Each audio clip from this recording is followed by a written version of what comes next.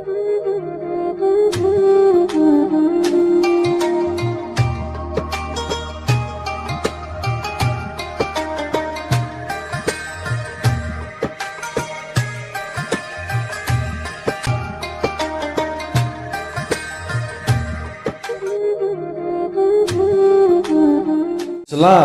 sangat memberikan perhatian di kaum wanita. Sebelum Islam, kaum wanita itu tidak punya harga, tidak dinilai, tidak dihormati. Bahkan budaya Quraisy ketika mendapatkan keturunan wanita perempuan dibunuh masih hidup, dikuburkan dalam kondisi hidup masih anak-anak. Kenapa? Karena menurut Quraisy adanya keturunan perempuan memalukan.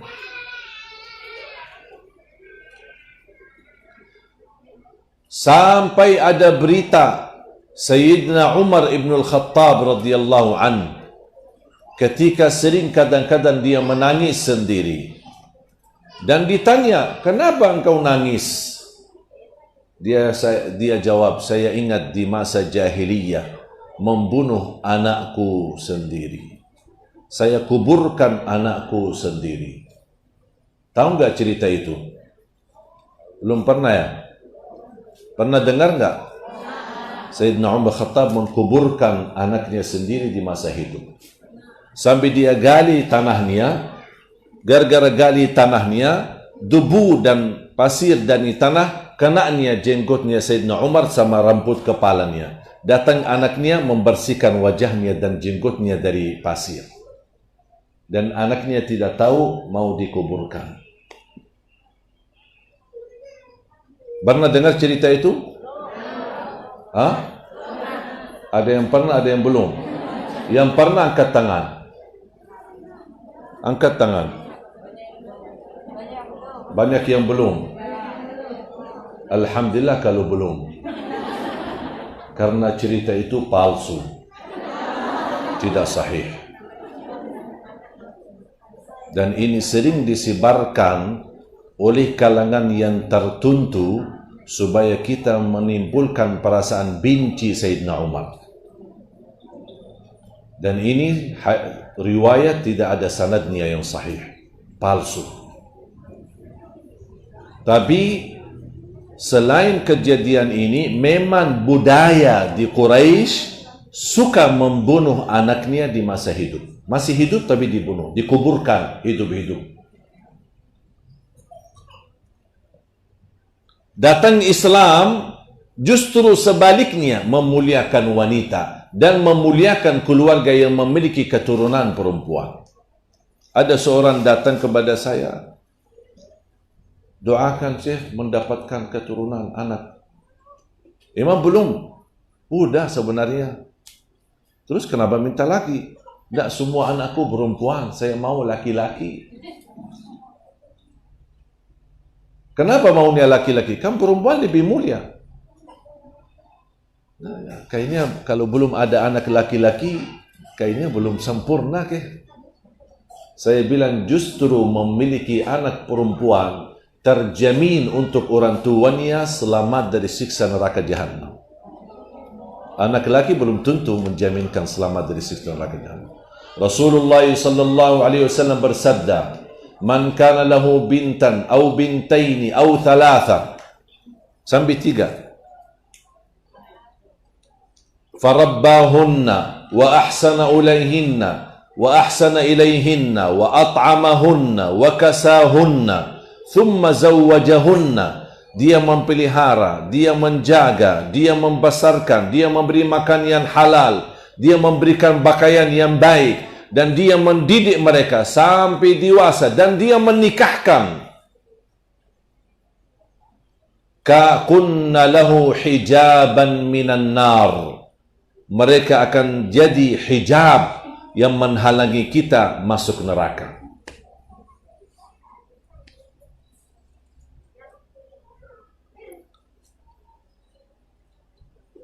Punya anak laki alhamdulillah, punya anak perempuan apa lagi?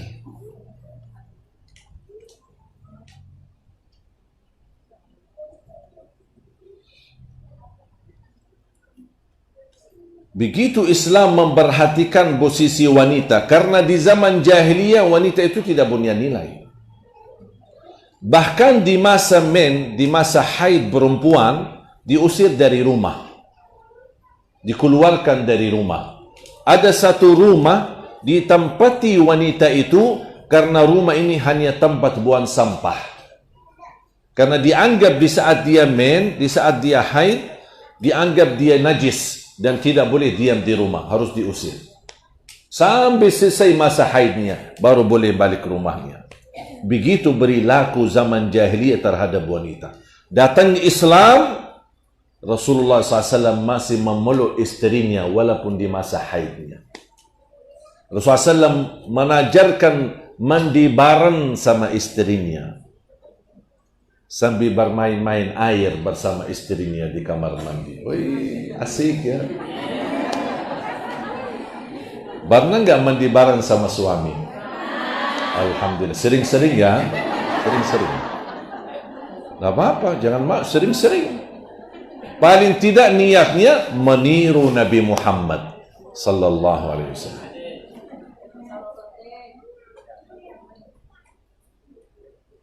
Barna Siti Aisyah ketika ada pelatihan di dalam Masjid Nabawi oleh Al-Ahbash. Mereka latihan pedang di dalam masjid. Ternyata zaman Nabi Muhammad, masjid tempat salat, masjid sekolah, masjid tempat latihan, masjid majlis masywarah, masjid semua masjid. Dan Siti Aisyah, Rasulullah SAW berdiri di depan pintu sedang melihat dan menonton aktivitas latihan di dalam masjid. Siti Aisyah di belakang pintu. Penutup pintu hanya sebuah kain. Dan Siti Aisyah bisikin, mau melihat. Rasulullah SAW mau nonton? Ya, sini. Tapi Siti Aisyah, dia menonton tapi menaruh wajahnya di atas pahunya Nabi Muhammad SAW. Bukan dia datang dari sampingnya, tapi dia sambil sandar di atas bahunya Nabi SAW, sambil melihat, sambil bibirnya menyentuh bibirnya Nabi Muhammad SAW dan menonton. Sambil Rasulullah SAW bertanya beberapa kemudian waktu, sudah puas? Kata, belum, mau nonton lagi. Rasul biarkan nonton. Dan dia lagi, udah puas? Belum, mau nonton lagi. Apa kata Siti Aisyah? Sebenarnya saya dari tadi sudah puas menontonnya, tapi saya ingin menunjukkan betapa Nabi Muhammad mencintai aku.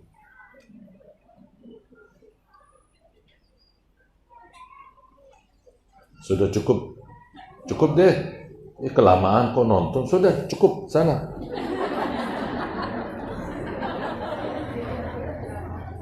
Beda akhlak ya Nabi Muhammad.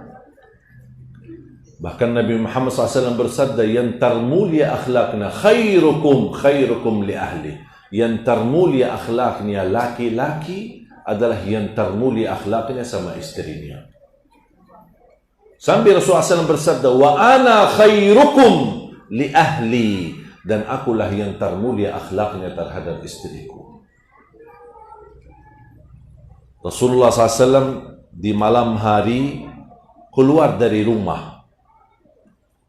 Malam.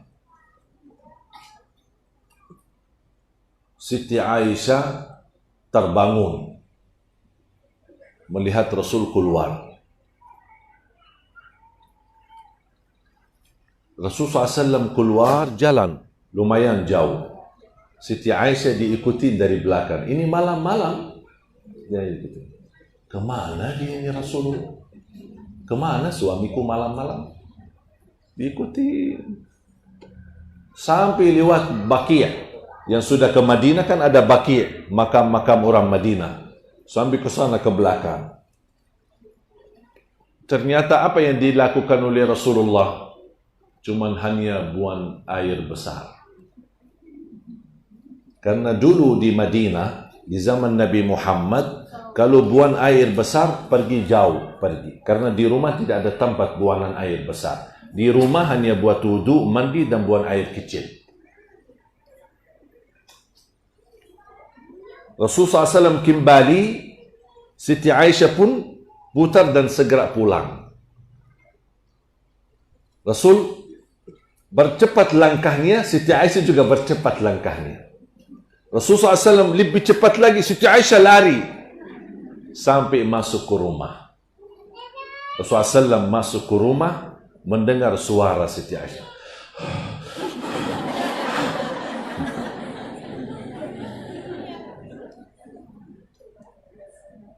Rasulullah SAW berbaring di sampingnya sambil menaruh tangan di atas dadahnya.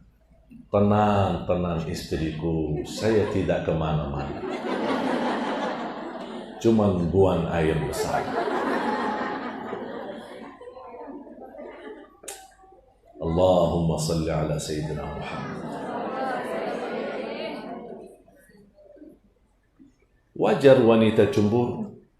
Wajar. Jangan kita bersikap keras ketika ada wanita cemburu. Karena saking cinta kepada suaminya. Cemburu. Sampai Rasulullah SAW mengetahui perasaan Siti Aisyah, walaupun wanita yang mulia, istri Nabi Muhammad, anaknya Sayyidina Abu Bakar Siddiq, tapi tetap cemburu, sama dengan wanita yang lain. Dan cemburu adalah sifat wanita. Jangan dimatikan sifat itu. Karakternya wanita cemburu. Kalau ada wanita tidak cemburu, mohon maaf, wanita sakit. Tetapi mohon jangan berlebih-lebihan cemburu. Berlebih-lebihan cemburu yang membuat kita curigai suaminya, mencurigakan suaminya, mau lihat HP-nya, isinya apa, berhubungan sama siapa, telepon siapa. Jangan berlebih-lebihan, harus percaya. Jangan memberikan syaitan kesempatan membisiki hal-hal yang tidak baik. Kalau ada hal yang tidak baik di suamimu, akan Allah bongkarkannya. Jangan khawatir. Kita harus bermuamalah dengan suami karena Allah. Lakukan yang baik. Kalau dia balas yang baik, alhamdulillah. Kalau dia belum balas yang baik, kita tetap baik karena Allah, bukan karena suami. Belajar segala sesuatu dijadikan karena Allah. Dan bapak-bapak yang ada, mungkin yang mendengar, bersabarlah terhadap rasa cemburu istri. Sabar. Dulu saya ingat pertama kali saya aktifkan Instagram. Pengikut banyak. Saya juga pula ikut. Banyak orang minta, tolong follow back saya dong, follow back saya. Kan permintaan, saya tidak sengaja, udah saya ikuti. Ternyata semua yang meminta follow back adalah juga perempuan. Saya tidak pernah melihat profilnya, apa isinya. Cuman karena permintaan saya usahakan menenangkan hati jamaah. Istri saya pernah lihat HP-nya. Saya kan di HP tidak ada password. Selalu 24 jam kebuka. Saya tidur, saya tidak pernah simpan HP-nya di bawah bantal atau saya sembunyikan, tidak. Saya taruh di kamar beda dari kamar tidur. Supaya kapan saja istri buka aja, tidak apa-apa. Supaya dia lihat sendiri, baca betapa banyak saya digoda. Sambil ada kiriman, Syekh, saya tahu sudah punya istri, saya setia menjadi istri kedua. Kalau Syekh punya istri dua, saya setia jadi istri ketiga. Saya tidak balas. Saya tidak pernah balas hal-hal yang saya, kalau orang tanya agama, saya jawab. Yang tidak terkait agama, saya tidak jawab. Maaf Syekh, umurnya berapa? Saya tidak jawab. Punya anak berapa? Saya tidak jawab. Urusan keluarga saya tidak pernah jawab. Melayani. Istri saya melihat saya mengikuti hampir 28.000 yang saya sudah follow back. Istri saya lihat, kok sini ini semua perempuan sih? Saya diam aja. Kenapa kamu ikutin? Enggak, saya enggak ikutin. Cuma saya nurutin permintaan. Mereka minta, saya nurut. Untuk menenangkan hati. Enggak, saya enggak terima. Terus mau ngapain? Saya mau hapus. Ya, terserah, boleh. Hapus. Saya duduk sambil minum teh. Dari habis Isya sampai kurang lebih jam 10. Dia tolak. Hampir 2 jam. Saya diamin aja.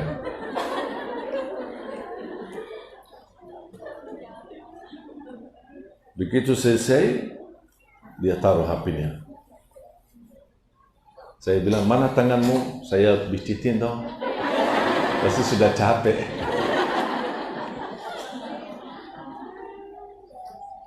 Sudah sayang, tenang. Ya, udah. Terus ada pesan lagi, jangan fullback lagi. Siap. Mau nggak saya tinggalkan HP? Saya tidak mau megang HP. Kalau membuat kamu lebih tenang hatinya, tidak apa-apa, saya ikhlas tidak megang HP. Gara-gara itu sudah sekian lama saya tinggalkan HP. Gimana saya hubungi kamu? Ajudan saya. Yang pendamping saya, kalau saya kemana-mana, telepon aja dia. Sudah. Habis itu saya tidak megang HP. Baru saya sebelum kejadian ini, pas kejadian tusukan ini, terpaksa saya aktifkan HP lagi untuk menenangkan keluarga, karena banyak luar biasa kami dapat perhatian dari guru, ulama, sampai ke negeri Arab. Saya pun kaget. Ulama kiriman doa dari mana-mana, yang saya kenal maupun yang saya tidak kenal. Sampai berita tusukan itu masuk TV Al Jazeera, BBC Arab, CNN Arab, macam semua berita. Sosial media di Arab heboh berhari-hari. Saya tidak pernah minta. Tapi subhanallah, ada hikmah dari tusukan itu. Dan selalu saya pandangi ujian, apapun ujian yang saya hadapi, saya langsung ingat ujian Nabi Muhammad SAW. Dibandingkan ujian saya dengan Nabi Muhammad, masih lebih berat dan besar ujiannya adalah Nabi Muhammad. Saya cuma ditusuk, darah yang keluar sedikit. Mungkin karena darah yang keluar tidak nampak karena saya waktu itu pakai baju hitam, jadi tak kelihatan. Padahal tusukannya cukup dalam. Begitu saya berdiri, ada pisau. Alhamdulillah, inna lillahi wa inna ilaihi raji'un. Saya lepas pakai tangan kiri. Dan ucapkan alhamdulillah, inna lillahi wa inna ilaihi raji'un. Alhamdulillah, inna lillahi wa inna ilaihi raji'un. Allahumma ajirni fi musibati wa akhluf li khairan minha. Ya Allah, sempurnakan pahalaku terhadap musibah ini dan ganti yang lebih baik. Itu selalu doaku. Orang berbicara baik-baik, saya tidak peduli. Orang berbicara buruk-buruk terhadap saya juga tidak peduli. Yang saya pedulikan, apa kata Allah. Allah ridha, alhamdulillah. Allah belum ridha, saya perbaiki diri. Kalau kataan manusia, saya tidak pernah mencari apa kata manusia. Karena manusia hari ini memuji, besok manusia yang sama menjatuhkan. Hari ini manusia senang, besok manusia yang sama tidak senang. Manusia suka berubah. Kalau Allah tidak pernah berubah. Kalau Allah ridha, insya Allah selama-lamanya ridha. Makanya Bapak Ibu dan Ibu khususnya, kalau lagi berjuang, jangan mencari nilai manusia. Ibu berbuat baik, pasti ada yang difitnah. Diberitakan berita yang tidak benar. Padahal niat ibu baik, perbuatannya baik. Kenapa kok dinilai buruk? Sampai ada, saya tahu itu ibu tidak ikhlas. Saya tahu. Ibu itu tak benar, saya tahu. Gitu ada orang bicara begitu. Tak usah dengar. Tak usah dengar. Kalau ada orang pun membawakan berita, ada ibu fulana menceritakan kejelekan kita, tak usah dengar. Kenapa tak usah dengar? Supaya tidak simpan di hati. Jangan ambil hati. Kalau ada orang mau menjelekkan, berkata-kata, oh maaf bu, kalau ibu datang silaturahim silahkan. Kalau ibu membawakan cerita orang lain, saya dah mau tahu. Lebih baik saya bodoh dalam hal itu daripada saya tahu. Buat apa? Supaya saya jaga hati saya. Saya tidak mau bertemu ibu itu nanti malah jadi resah di hati. Saya ingin jadi hati bersih sama semua orang. Yang baik sama saya maupun tidak baik, saya tidak memperdulikan. Yang hanya saya berdulikan ridha Allah Subhanahu wa taala. Prinsip kita, lakukan yang baik walaupun orang itu tidak melakukan yang baik sama kita.